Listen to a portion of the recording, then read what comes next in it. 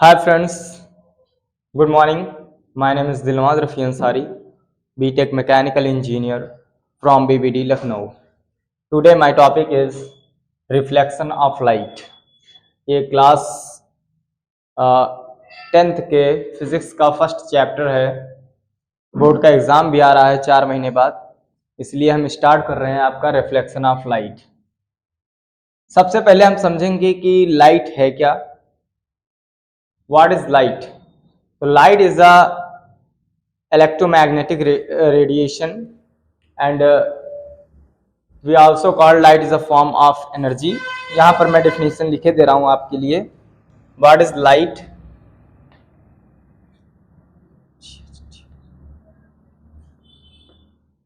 इसको हम लिख सकते हैं light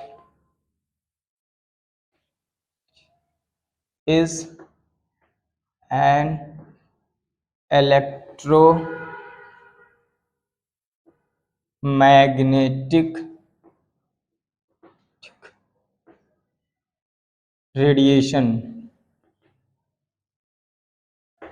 लाइट क्या है? एक इलेक्ट्रोमैग्नेटिक रेडिएशन है। दूसरा भी हम लिख सकते हैं light is a form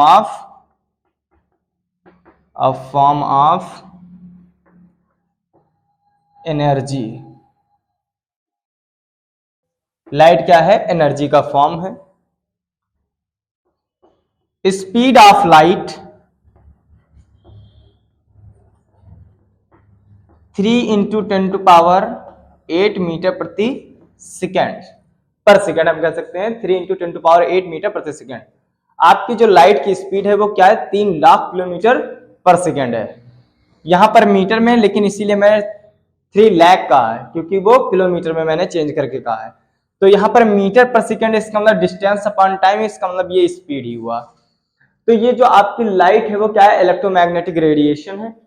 light is a form of energy, light energy का फॉर्म है।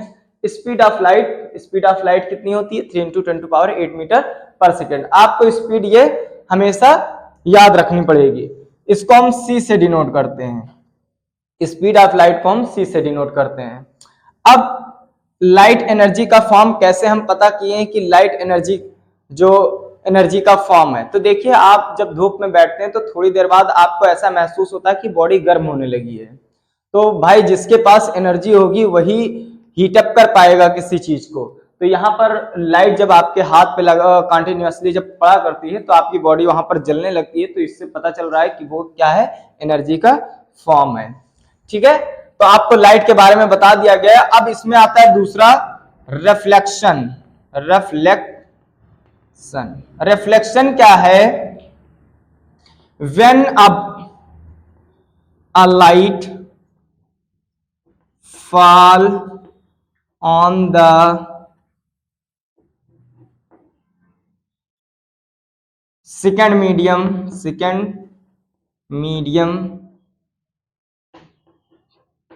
it sent it to back in first medium is called reflection of light।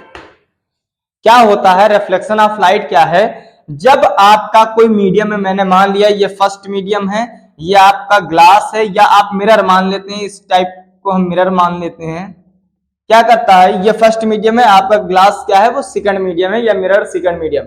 जब आपकी लाइट, इंसिडेंट लाइट यहां पर पड़ती है फर्स्ट सेकंड मीडियम पे, तो ये वापस इसको रिफ्लेक्ट करती है। जैसे आपने देखा होगा छोटे बच्चों को शीशा लेकर वो ऐसे मुंह पे मारते रहते हैं, लाइट आती है सूरज के सामने कर आपके मुंह पे मारते हैं, तो वो क्या होता है? रिफ्लेक्शन ऑफ लाइट होता है कि एक तरफ से लाइट आ रही है और टकराकर दूसरी तरफ जा रही है, जिस एंगल से आपने शीशा पकड़ रखा हुआ है।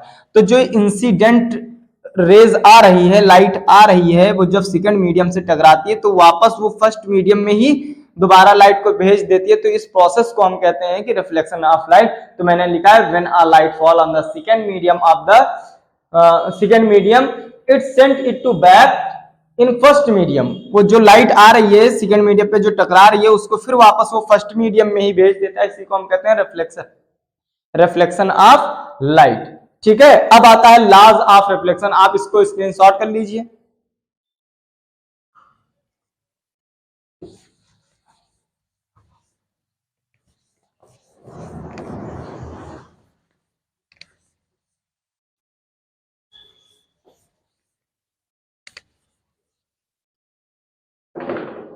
आता है लॉज ऑफ रिफ्लेक्शन,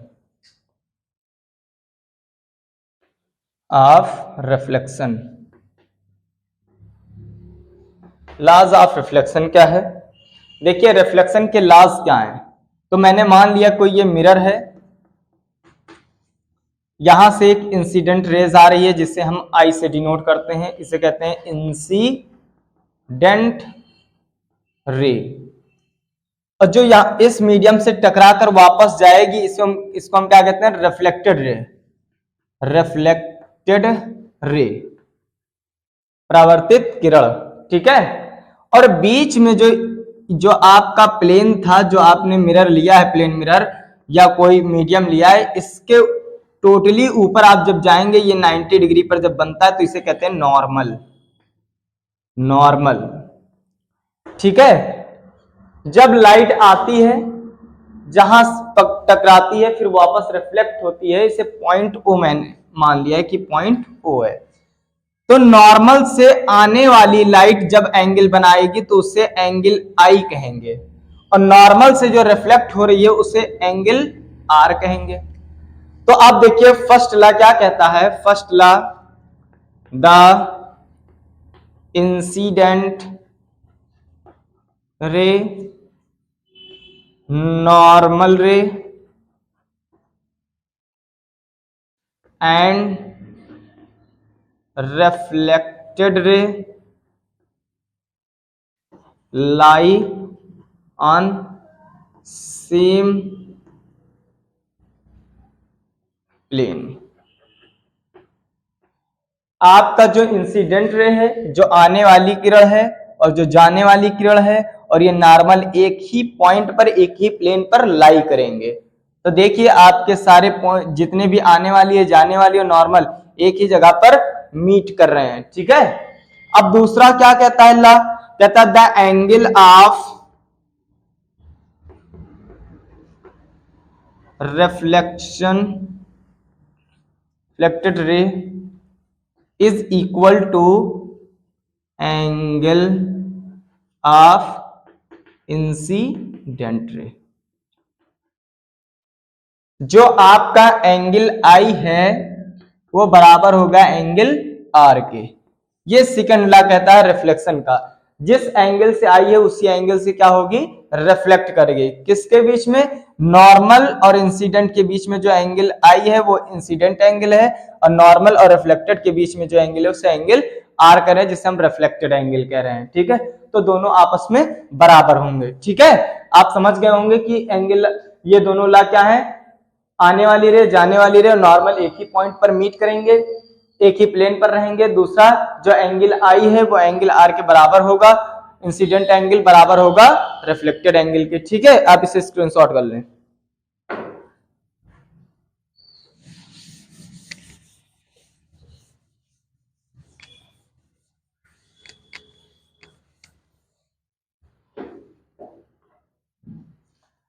अब आपका आता है मिरर, स्फेरिकल मिरर, कल मिरर। स्फेरिकल मिरर क्या है? स्फेरिकल मिरर क्या है? तो स्फेरिकल मिरर में आपको बताया दे रहा हूं, it is the part of hollow sphere. ये क्या है? जो स्फेरिकल मिरर होता है वो क्या होता है? ये पार्ट होता है हॉलो स्फीयर का। जैसे एक मैंने बना लिया क्या आपके सामने, एक हॉलो स्फीयर है, अगर इसको यहां से कट कर दिया जाए, यहां से कट कर दिया जाए, और इसके पीछे हम पॉलिश कर दें coated with red oxide of iron. ये इसलिए किया जाता है क्योंकि इसे इस ग्लास के ऊपर ये कोट किया जाता है इसलिए कि रिफ्लेक्शन होने लगे, मतलब मिरर की तरह यूज है। जब बाहर की तरफ होगा या इसका इंटरनली पार्ट सिल्वर्ड होगा तो इस वाले पार्ट को हम कहेंगे कॉन्वेक्स मिरर, और इस वाले पार्ट को जिसका बाहरी साइड क्या हो, सिल्वर्ड हो या कोटेड हो, तो इसे हम कहेंगे कॉनकेव मिरर। ठीक है, तो ये जो आपका मिरर है, स्फेरिकल मिरर है, ये क्या है, integral part of the hello sphere. Hello sphere का क्या है, इंटीग्रल पार्ट है, क्योंकि छोटा हिस्सा मैंने, ये गोल है पूरा हालो स्फीयर था, उसको मैंने काट के थोड़ा सा कॉनकेव मिरर निकाला, यहाँ पर कॉन्वेक्स मिरर। आपको याद करने के लिए कि आप कैसे याद करेंगे कि कौन सा कॉनकेव है कौन सा कॉन्वेक्स है, तो इसके लिए आपको बताया दे रहा हूं। अगर इस टाइप में होगा तो आपको दिख रहा है कि ये क्या है, इस टाइप में बाहर की तरफ सिल्वर्ड है और अंदर से गुफा की तरह दिख रहा है, तो इसे हम कहेंगे कॉनकेव, क्योंकि आपको केव से पता चल रहा है गुफा होती है, तो आपको इधर से दिख रहा है कॉनकेव, तो इसलिए आप इसे कहेंगे कॉनकेव। अगर इसका इंटरनली भाग क्या हो, सिल्वर्ड हो, बाहर से उभरा हुआ है, तो हम कहते हैं कॉनवेक्स। देखिए वेक्स मींस उभरना होता है, इसीलिए हम इसे कहेंगे कॉनवेक्स। तो आपका स्फेरिकल मिरर में दो प्रकार का हो गया है, एक हो गया कॉन्वेक्स मिरर, एक हो गया कॉनकेव मिरर। ठीक है, और हम जान चुके हैं स्फेरिकल मिरर है क्या, it is a part of a hollow sphere. ये एक हॉलो स्फीयर का एक पार्ट है क्या, स्फेरिकल मिरर। ठीक है, इसमें दो है, एक कॉनकेव है एक कॉन्वेक्स है। ठीक है, तो मैंने इन दोनों को बता दिया। अब प्लेन मिरर क्या है, आप देख लीजिए plane mirror. Plane mirror, plane mirror क्या है, प्लेन मिरर एक प्लेन टाइप का ग्लास है जिसके नीचे हम क्या करते हैं, रेड ऑक्साइड कोट कर देते हैं with red oxide of iron के, तो ये एक प्लेन मिरर बन जाता है। ठीक है, जिसपे से हम रिफ्लेक्शन कर सकते हैं, ये घर का शीशा भी कह सकते हैं हम। घर के मिरर्स जो होते हैं वो प्लेन मिरर्स होते हैं, उनमें कोई छोटा बड़ा या इनलार्ज या डिक्रीज नहीं किया जाता उनके साइज में, इसलिए उसे हम प्लेन मिरर कहते हैं। ठीक है, आप इतना स्क्रीनशॉट कर लीजिए।